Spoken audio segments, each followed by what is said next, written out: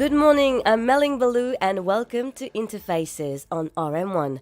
July 15th marks World Youth Skills Day, a date that lands at a pivotal moment. The labour market is evolving at an unprecedented pace, driven by AI, robotics, and the green transition, and a question is being asked across universities worldwide. Is a degree on its own still enough? My guest today believes it isn't, or rather, that a degree alone is no longer enough and that universities need to adapt to their students' lives, not the other way around. She leads Middlesex University Mauritius as Provost and Campus Director. Good morning, Professor Mary Jensen van Rensberg. Good morning, thank you for having me. It's great to have you. How are you feeling today? I am excited. We're talking about a really relevant topic this morning. And a really passionate one indeed. So your first time in our studio, how do you find RM1? Love your studios, it's really vibrant. As you said, we're going to talk about a relevant topic indeed, but before we get into the detail, let me ask you something broad to start us off. When you took on this particular role, what did you think was the single biggest gap between what universities teach and what employers actually need? So that's a really interesting question, and this is one of the reasons why I took on this role, and specifically at Middlesex University Mauritius, because for us, practice is at the heart of everything we do, meaning that we don't just get students to sit in a lecture theatre and look at us and listen to us. It means that for every hour we teach, there's also an hour of seminars and another hour of lab. So they listen, they do, and they speak, because it's not just about consuming information, it's also about co-producing knowledge. So you do propose interactive sessions, but Professor, you say that a degree alone is no longer enough, according to the communique that you sent me, that young people need skill sets that might sound almost obvious today, but it actually challenges the entire traditional university model. Concretely, what does that mean for how Middlesex designs a curriculum? So it's interesting. You can't just have knowledge, you need to have skills. If you look at knowledge, if you Google or AI or ChatGPT, anything, there's the answer. And guess what? Next year there will be a different answer. So learning gets outdated quite quickly. What doesn't get outdated is what we call graduate attributes. So what we've done as a university, we spoke to employers, industry leaders, young people across the world, because we've got campuses in Mauritius, Dubai, and London, as you know. And we asked them, what should a graduate look like? And the focus was not on knowledge, because everyone agrees once you're in a setting, and in a business setting, you need to learn the policies and the procedures and whatever from that company. But it's skills, leadership, communication, technical ability, resilience, curiosity, problem solving, creativity, empathy. So what we've done is we've identified all of these skills and we actively embed that in the curriculum, meaning that students don't just, as I said, listen to us. They need to, I'll give you an example, and I love this example because it's something I really appreciate. Computer sciences students typically lack sort of an extrovert personality. So one of the things, they're quite introverted. Yes. So one of the things we do with the computer sciences students when they work on their project, which is always problem-based, they need to sell their projects back to the industry.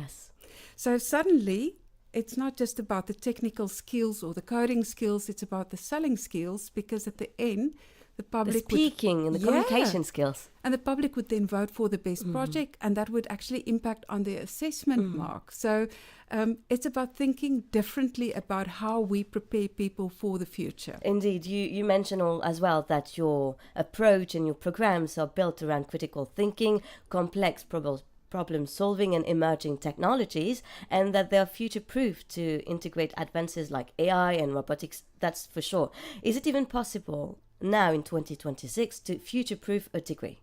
Absolutely not. And parents don't often appreciate it when I say it, but the degree students are studying will be outdated in a couple of years, depending on what they study. But if you take a traditional degree like laws change, right? It's evolving. Yeah. So what do you need to teach students? You need to teach them how to learn and how to look at new information and to extract valid information from that, because there are so many answers. So how do you critically evaluate different outputs? How do you do research? So the degree on its own is what you need to get the interview, but you'll get the job based on your skills and your personality. Earlier you spoke about AI. Let's take a specific example. AI, how is it actually integrated into a Middlesex classroom today? Is it a tool students are tough to, actually they're taught, but it's quite tough to use as well, but are they taught to use it, a subject in its own right, or something that runs through every discipline? All right, so that's an interesting question. Of course, we have degrees that specialize in applied AI. We have micro credentials in AI, but that's a standalone. So let's look at a normal students. When they come in the first year, they need to do a compulsory module on AI, which is quite advanced, that introduces them to different types of AI, how to use it for research, how to use it within their assessments. But we are looking at how they use AI ethically and responsibly. And so AI will enhance their work. It will not do their work for them. It's a support. Exactly.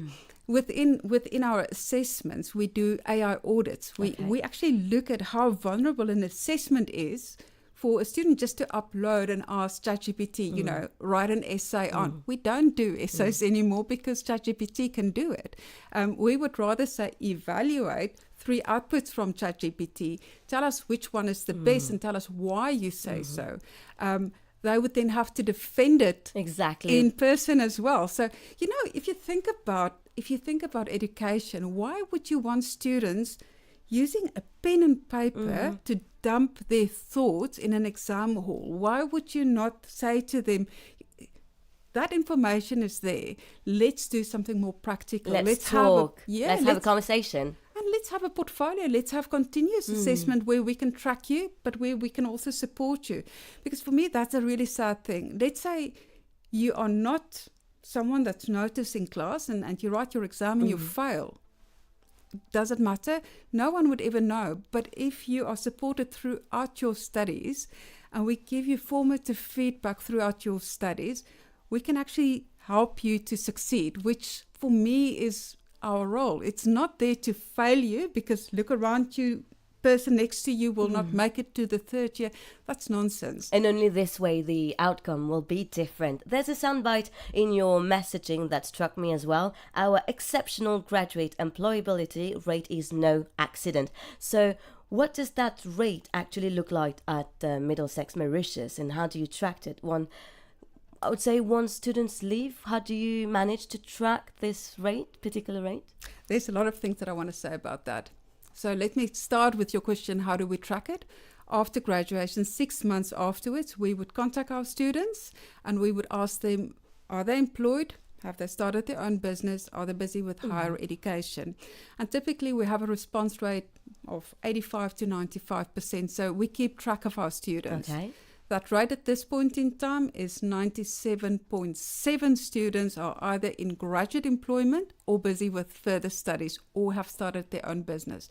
Now that's exceptional. That's a great figure. Yeah, especially considering the composition of our students, because they work across the world, not just in Mauritius, but across continents. So for us, that's really important.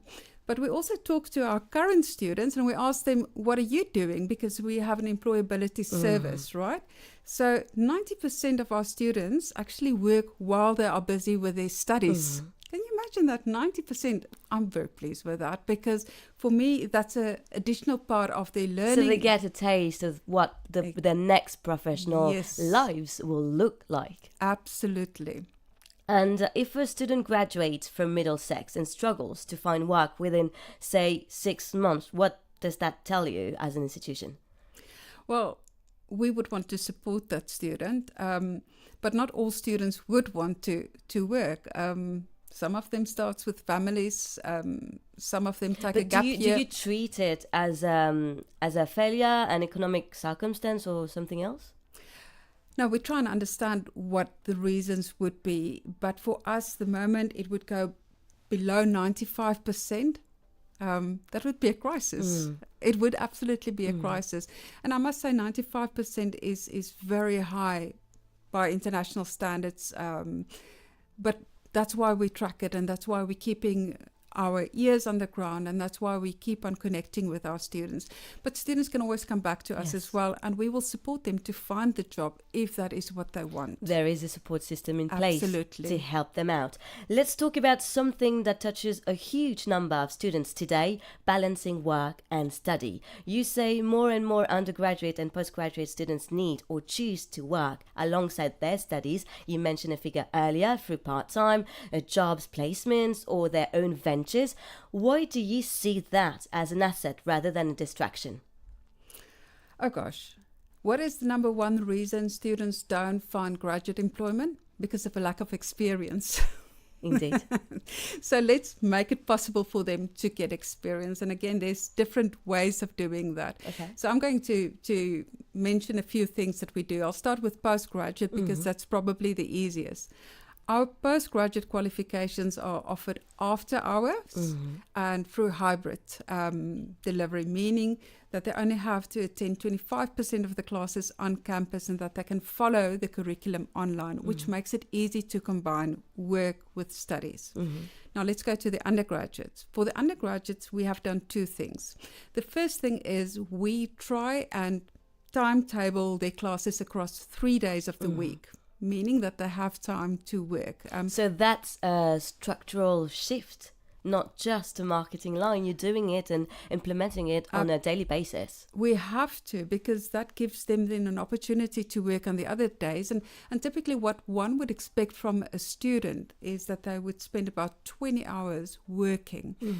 Then the other thing that we do within our academic year, we have 3 semesters, and students only have a formal teaching program over 2 semesters, which leaves the 3rd semester then either for them to travel, go home, or enjoy, to work. why not?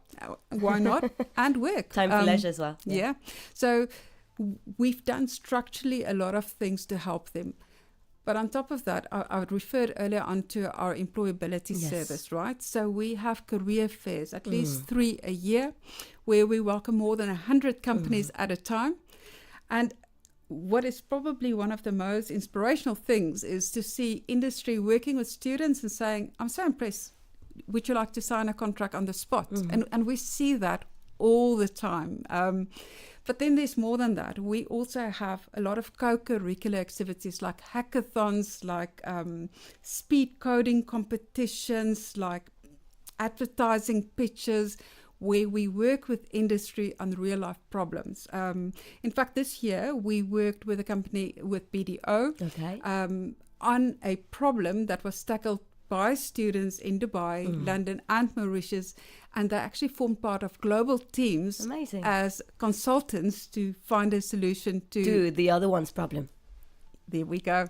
Indeed, amazing. So there's like a collaboration between students from different countries and from different countries, not only, but also different workplaces. There's a phrase in your messaging, when I say messaging, I'm talking about the communique that was sent to me. I want to put directly to you, a working student is not a distracted student. They are a young professional actively developing leadership and resilience. Is there a risk though in normalizing this so much that students who work simply because they have to for financial reasons end up carrying an unfair double burden compared to those who don't need to because they do a lot of more work?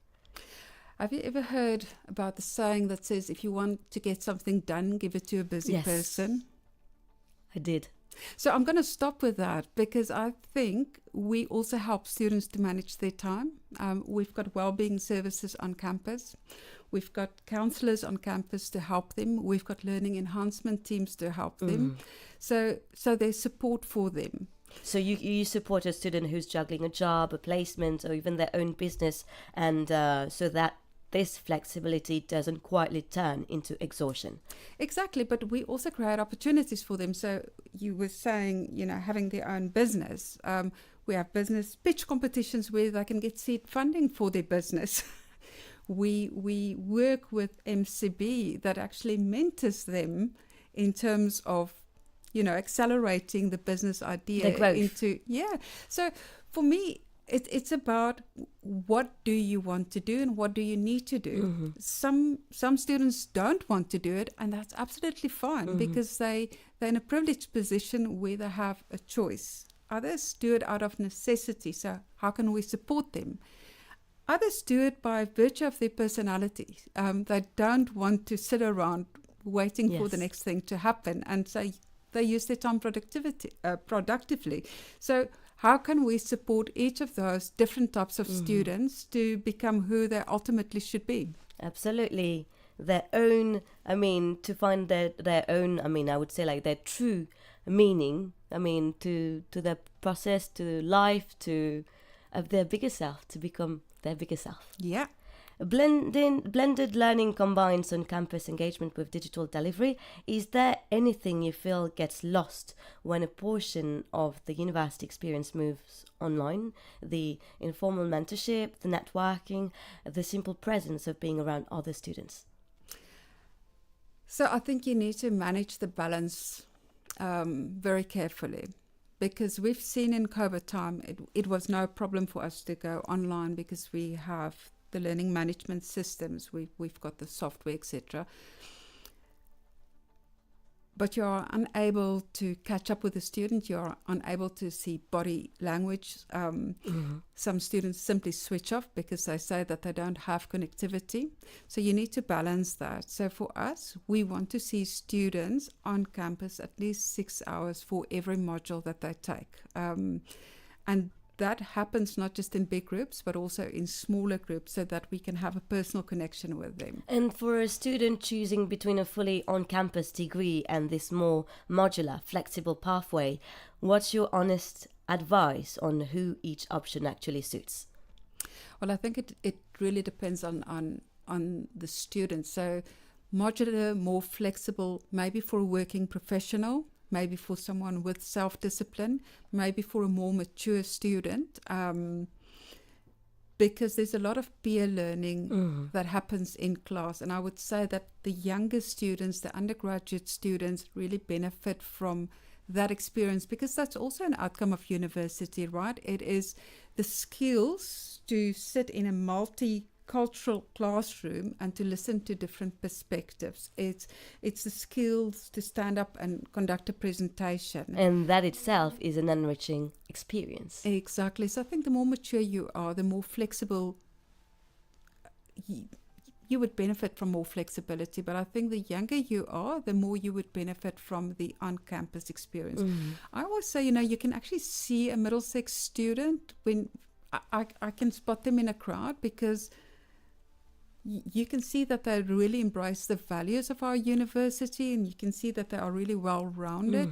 And it is because of the learning experience that they go through. So I love it. If you put a Middlesex student on a stage, they can perform. Yes. Whereas someone online, it's easy to sit behind a screen and just type. And type. Yeah. Put that person face to face with another individual. And that would be a different experience. Absolutely. And different outcome. There's a long-standing criticism of higher education that academia and the corporate world remain disconnected. You say Middlesex embeds live client briefs, corporate mentorship, and mandatory placements directly into degrees. Can you give me today a concrete example of what a live client brief actually looks like for a student here in Mauritius? I should use the example. We've recently entered in a memorandum of agreement with Lille. And what happened, 2 of our computer sciences students did their research project at Lille, and they looked at an mobile application to look at vehicle assessment. Yes. Lille was so impressed with that they're now going to take that prototype and develop it. And they offered both of these students full-time employment. And there's many examples of this. Again, and it's probably because it's the easiest to look at the computer sciences students. A group of computer sciences students developed a smart prison system where prisoners actually wear devices which monitors heart rates, heat levels, and all kinds of things. Electronic devices. Exactly. And then you can actually monitor what happens in different sites of the prison, and you can predict and you can become proactive. And this was picked up by the Commission of Human Rights. And this is something that they would like to test out in the Mauritian context. So there are many examples like that where students really work on a problem and they find a solution they for that do problem. contribute to the betterment of society, the work for the betterment of society in general. Let's talk about corporate scholarship pathways designed so that talent is nurtured regardless of background. How significant is that program in practice? Are we talking about a handful of students or a meaningful share of your cohort? It's not, well, I suppose it depends on what you consider a meaningful share. We have the Chagos bursary scheme in collaboration with the UK government. We now have 43 students on that scheme, which I think is absolutely brilliant. This year, 4 of them graduated with a first-class degree. Mm-hmm. One of them were chosen to be the international scout representing Mauritius internationally. I mean, that's changing lives. That is really changing lives. We had 2 students who graduated who joined university later in life because they couldn't afford it. Mm-hmm. They graduated first class. They already both have employment and graduate employment from where they were. That was not a route available to them. They made it happen. You made it happen. Then, companies like Meling, MCB, Standard Chartered, Middlesex is part of the Meling group. Yes, they all make scholarships available to students from vulnerable communities. Again, that changes lives. It not just lives, generations, mm-hmm. Because these students would not have that opportunity to join a university like Middlesex. Mm-hmm. So we're very proud of these schemes. We need more. I wish that we could give every deserving student a scholarship for their studies, but they are absolutely, it's life-changing.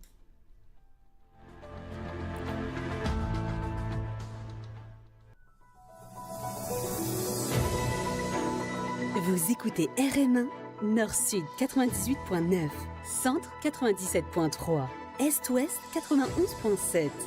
RM1, la radio nationale. Bonjour à tous, il est 11h.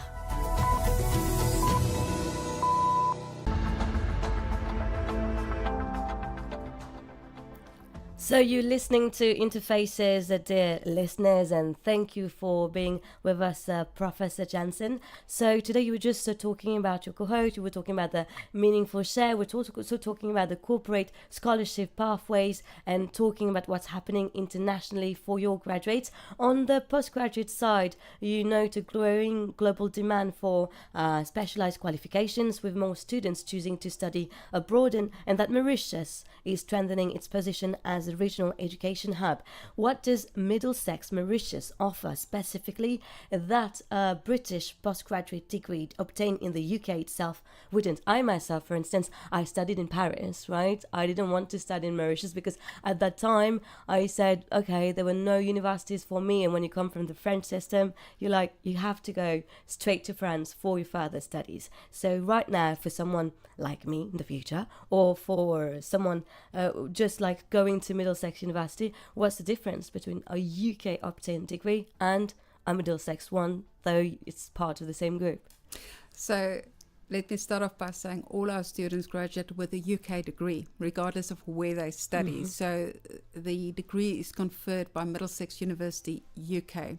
And there's no difference in terms of the learning experience or in terms of the curriculum. They would follow the same curriculum, same assessments, and then our quality assurance makes sure that we meet all the same standards. What is different in terms of Mauritius, from a pricing point, it's much more affordable. And I'm just talking postgraduate right now, it's more flexible. But also, our campus provide world-class access to specialist equipment. Working with partners, we offer our students, for example, access to quantum computing, which other campuses don't. Because what we try and do is when we set up classroom spaces, we really try to create best in class and world class sort of centers of excellence. So what do we offer? Well, there's the MBA program, and we now brought in specialization in AI, in marketing, and in innovation, which I think is really all future facing. We have just launched a new MSc degree in financial technology, the first in Mauritius, and that combines finance with technology, which is a fantastic combination. So we're very excited to be welcoming students on that. We have applied a taste, of the fintech world beforehand. Absolutely. We have applied AI with data sciences, which again opens doors everywhere. To endless opportunities and endless possibilities. opportunities. We have international law, and we are hoping to announce soon a master's in psychology as well, which would allow students to actually register as psychologists in Mauritius. So the other thing that you need to understand is the quality of provision is absolutely amazing, because we don't just get monitored in the UK, we also get monitored in Mauritius by the Higher Education Commission and the Quality Assurance Authority. So the quality control is good. It's smaller cohort sizes, so groups get to know each other. But then the one thing I must say, and I can't say this enough, the quality of our lecturers are absolutely amazing. Yes, outstanding. They have international qualifications. Most of the lecturers teaching at a postgraduate level would have doctorates. In general, 45% of our lecturers have doctorates at international renowned universities. So the quality of provision is just fantastic. And then, just being a bit competitive, I should really say this as well. Our students outperform those in Dubai and in London. My colleagues don't like me when I say this. But you can go for it. But I can go for it. In terms of this year's undergraduates, 82% actually graduated with a good degree. Our continuation rate is 95%. It's amazing. Congratulations Thank on this you. achievement. Congratulations to you and your team for doing such a wonderful job. And I can't wait to see what you're going to be proposing in the near future. But you've also spoken, Professor Jansen, in favor of introducing dependency visas for postgraduate students who want to relocate with their immediate families while studying. Why does that matter so much for Mauritius' appeal as an education hub? And where does that conversation stand with the authorities today? We've started with the conversation, and I think we are doing a lot to position Mauritius as a regional education hub. There's a couple of things that we need to be reminded of. We have a demographic shift, so the number of young people are shrinking. There's no official statistics, but statistics that I have read suggest that 41% of Mauritian graduates leave the country. So there's a shortage of talent. So how do we get talent in? How do we retain these talents? How do we retain those talents? And we often talk about frictionless processes. So how easy is it to get your visa? Yeah. How long does it take to issue that visa? And what is included in that visa? Whether it's work rights, whether it's dependents coming along. But what are the things that would make people choose Mauritius over Malaysia or Singapore or London or the US? What's the or key Canada? argument? Yes. And so for me, I think what we really need to focus on is, let's create an environment where we have an ecosystem that is welcoming. If we look at the spend of international students, let's appreciate that. We often look at tourists. I can tell you that our international students, I'm not talking about our local students, and I should say around 55% of our students are local and around 45% international. But just the international students spend around 400 million in the West every year. They travel between 1 and 3 times home. That's not included in that spend. You know, international students bring a lot of money into the country, and let's start appreciating that. But not only that, they bring diversity in. And if we want to position ourselves as an innovative island that's at the forefront of technology, of finance, of business, of entrepreneurship, we need become talent. the hub we're meant to be. Yes. So let's remove the hurdles. let's bring in international students and let's have the systems to monitor and track them, because that's equally important. You don't want to be in a situation where you don't know where they are. So more broadly now, I mean, you said a lot of things, but what does Mauritius need to do beyond visa policy to genuinely compete with more established regional education hubs? Again, it's a good question, and I suppose it comes from, number one is visibility. When we go into international markets, the first question we get is, where is Mauritius? People don't know It's where true. Mauritius Do you even have is. electricity in Mauritius? I got that question when I was in Paris. What is the Yes. connectivity? Yeah. So, the ecosystem is important and the awareness is important. And then quality. We really need to focus on quality provision. Why would someone choose Mauritius above another destination? And then value for money is important. But I think generally Mauritius is a very welcoming nation. So let's also welcome international students and really understand the value that they bring with them. One last question, Professor. If you had to describe in one sentence, I know it's going to be hard, what's a Middlesex Mauritius graduate should be capable of on day one of their very first job, what would that sentence be? To think for themselves. And looking ahead 5 years from now, what would you want people to say has changed about higher education in Mauritius, specifically because of what Middlesex has done here? I would love them to say that we are capable of exporting talent.